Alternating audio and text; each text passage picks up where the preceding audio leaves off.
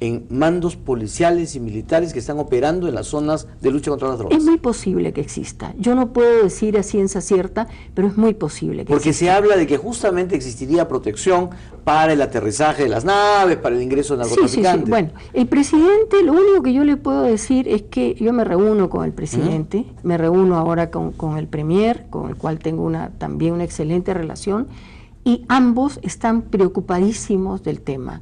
Y la voluntad política de acabar con esto es muy fuerte. ¿Por qué?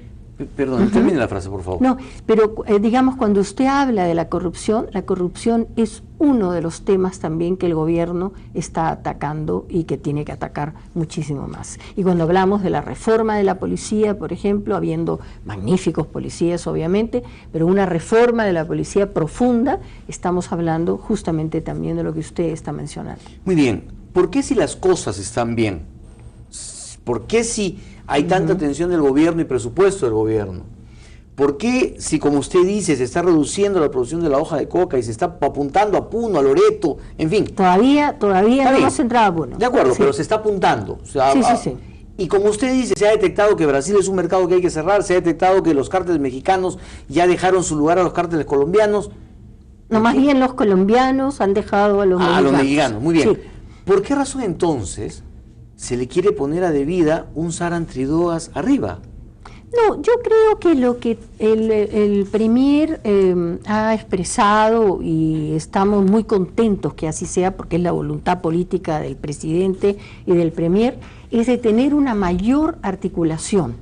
Es decir, el premier no puede abarcar todo, como el presidente de la República tampoco. Entonces se necesitan vínculos, se necesitan espacios. ¿Ese gran articulador no es Devida ahora? Bueno, Devida tiene la secretaría, o puede tener la secretaría, para articular con quien pueda designar el primer ministro o el presidente de la República. Pero el poder, digamos, de decisión lo tiene el premier y lo tiene el presidente de la República.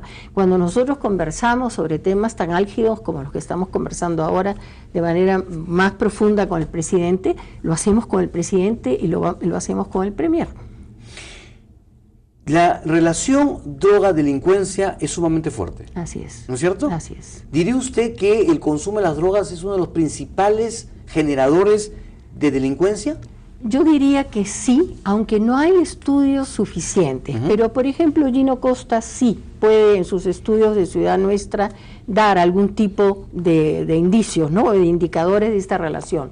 Y estudios en el mundo nos demuestran, pero también evidencias periodísticas, ¿no?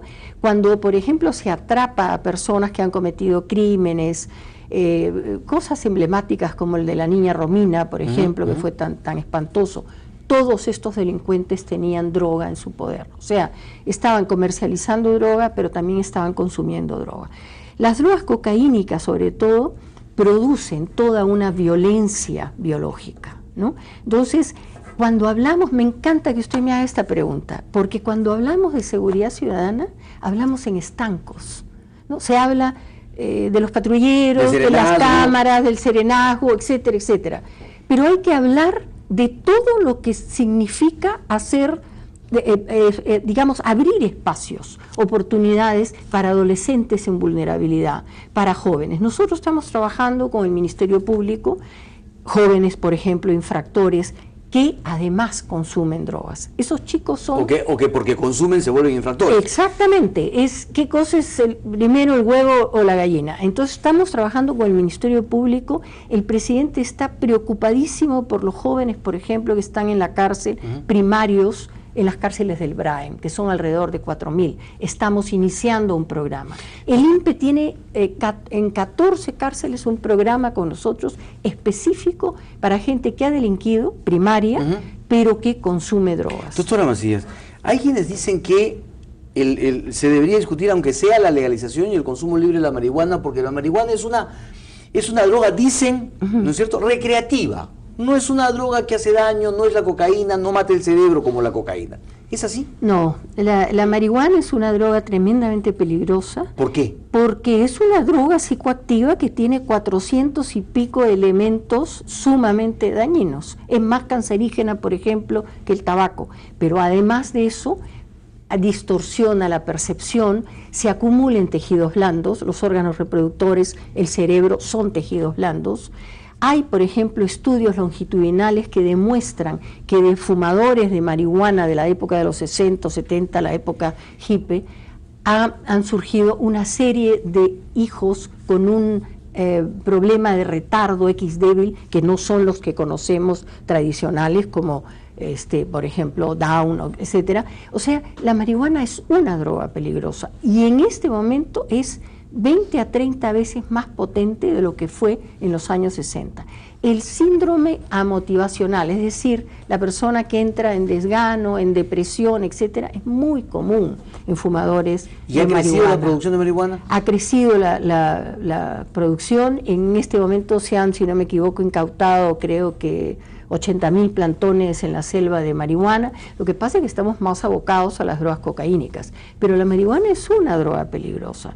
Si una persona, por ejemplo, consume marihuana y agarra un auto, está bajo efectos tremendos de alteración de su percepción. O sea, no es una droga recreativa, ¿no? No hay drogas recreativas, además, ¿no?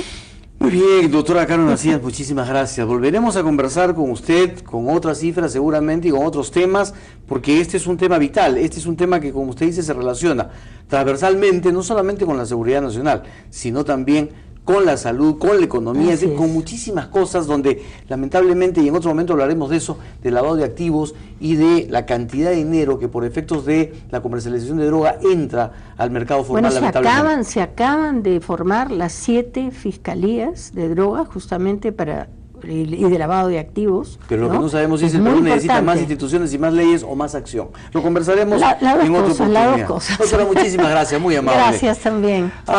Amigos, estamos en este momento en comunicación con don Daniel Abuatás, congresista de la